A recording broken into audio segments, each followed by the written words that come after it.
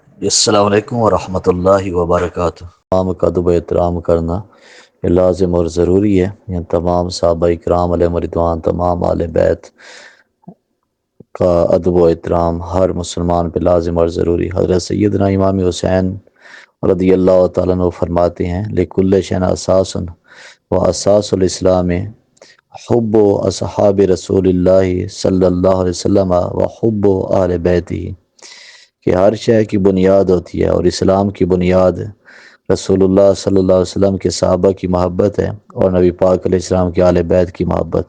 یہ کنز العمال جلد نمبر 11 صفحہ نمبر 539 پہ حدیث پاک موجود ہے، اور حدیث نمبر ہے 32,523۔ اس پہ یہ ذکر کیا گیا، تو اس سے پتہ چلا کہ اسلام کی بنیاد ان تمام ہستیوں سے محبت کرنا، اس پہ اسلام کھڑا ہے۔ اگر کوئی ان سے محبت نہیں کرتا تو اس کے اسلام کا اعتبار نہیں ہے۔ اور باقی اس بارے میں یہ حدیث پاک بھی موجود ہے۔ حضرت ابو سعید خدری رضی اللہ عنہ فرماتے ہیں کہ قال رسول اللہ صلی اللہ علیہ وسلم والذی نفسی بیدہ لا یبغضنا اہل البیت احد الا ادخلہ اللہ النار۔ اس ذات کی قسم جس کے دست قدرت میں میری جان ہے، نہیں بغض رکھے گا ہم آل بیت سے کوئی ایک بھی، مگر یہ کہ اللہ تعالیٰ اسے جہنم میں داخل کرے گا۔ یہ مستدرک للحاکم جلد نمبر 3 ہے، صفحہ نمبر 150، اس پہ ذکر کیا گیا۔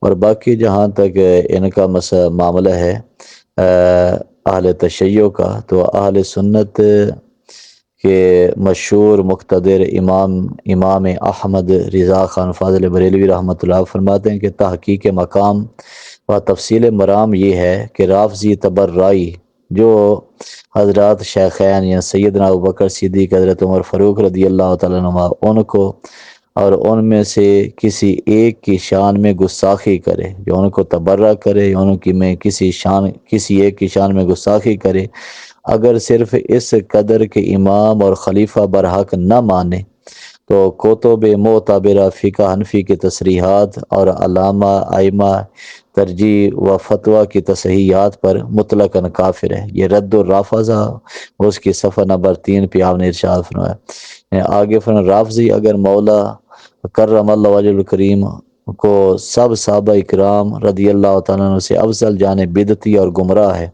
اور اگر خلافت صدیق اکبر رضی اللہ تعالیٰ عنہ کا منکر ہو تو کافر ہے۔ رد و رافضہ کے اندر ذکر کیا۔ اسی طرح خلافت فاروق اعظم کا منکر معتبر قول میں وہ بھی کافر ہے۔ اسی طرح آگے ذکر کیا کہ جو کسی غیر نبی کو نبی سے افضل کہے بالاجماع مسلمین کافر ہے، بے دین ہے۔ جبکہ شیعہ جو ہیں آگے مختلف کتب کے حوالہ جات موجود ہیں کہ جبکہ شیعہ ائمہ کو تمام انبیاء سے افضل مانتے ہیں، یعنی اماموں کو تمام انبیاء سے افضل مانتے ہیں، تو یہ ان کا نظریہ تفسیر میرات الانوار صفحہ نمبر 20 پہ، تفسیر البرہان جلد نمبر 2 صفحہ نمبر 368 پہ، اصول کافی اس کے صفحہ نمبر 78 پہ، اور کنز الفوائد اس کے صفحہ نمبر 259 پہ، اعلام الورا اس کے صفحہ نمبر 388 پہ، حیات القلوب کے صفحہ نمبر 787 پہ جلد نمبر 2 پہ ذکر کیا گیا، اور انوار نعمانیہ جلد اول صفحہ نمبر 25 پر ذکر کیا گیا تھا۔ اب ان کا نظریہ یہ ہے کہ یہ جو ہمارے شیعہ ہیں، ہمارے یعنی شیعہ اماموں کا تمام انبیاء سے افضل ہونا، تو یہ حقیقت ہے کہ جس نے شیعہ احادیث کو پورے یقین سے پڑھا وہ اس میں شک نہیں کر سکتا۔ اس بارے میں اتنی حدیثیں ہیں جن کا شمار نہیں ہو سکتا۔ اس عقیدے پر امامیہ فرقہ کا مدار ہے۔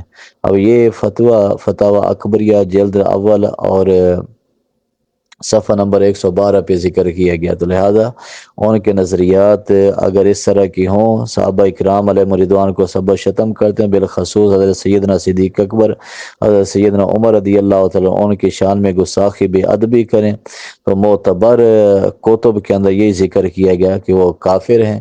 تو یہی امام اہل سنت نے رد الرافضہ جو آپ نے رسالہ لکھا اس کے اندر صراحت اور وضاحت فرمائی۔